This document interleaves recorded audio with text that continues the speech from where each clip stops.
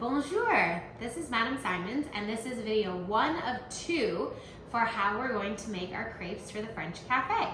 So this first video is about how we're going to make the crepe batter.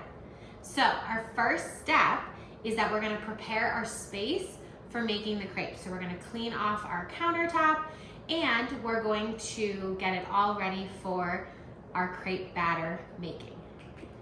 So once your space has been cleaned off and is ready to work, I recommend using this plastic disposable tablecloth that I have provided for you in the tote bag to put over your space. It makes for really easy cleanup because things might get a little bit messy. So I highly recommend that you take a minute, open up the tablecloth. You can cut it depending on the size of your space. And if you have painter's tape or something like that, to just tape it down a little bit so it doesn't shift, I highly recommend that. It will definitely help with the cleanup process. So once I've put my plastic tablecloth over my surface for easy cleanup, I've washed my hands, and if you have long hair, please make sure that you put your hair back. I am now ready to begin my batter making process.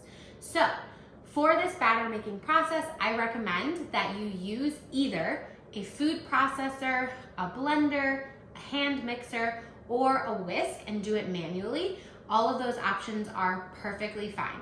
If you have a whisk and are going to do it manually, you'll just add the milk at a slower rate so that everything will be able to mix in easily. Then we're going to do what chefs call mise en place, which is French for to put in place. And we're going to take out all of our ingredients so that everything is ready to go. Today I'm going to be using a food processor. I have my flour, my salt, my sugar, my eggs, my milk, and my butter all ready to go for our batter making today.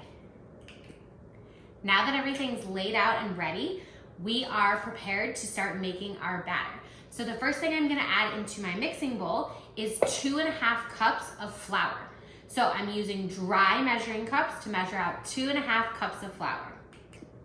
Now that I have my 2.5 cups of flour, I'm ready to add my 6 tablespoons of sugar. Now you need 6 tablespoons of sugar. My best advice is that when you're adding your 6 tablespoons of sugar, that you count out loud so that you don't lose track of how much sugar you've added.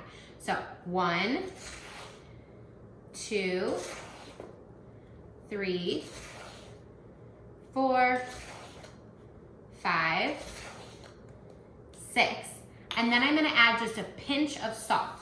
So to add a pinch of salt, the easiest way is just to put a little bit of salt into your hand, not a ton of salt, and then just dump it in. So it's just a pinch of salt and 6 tablespoons of sugar. The next thing we're gonna add is 4 eggs.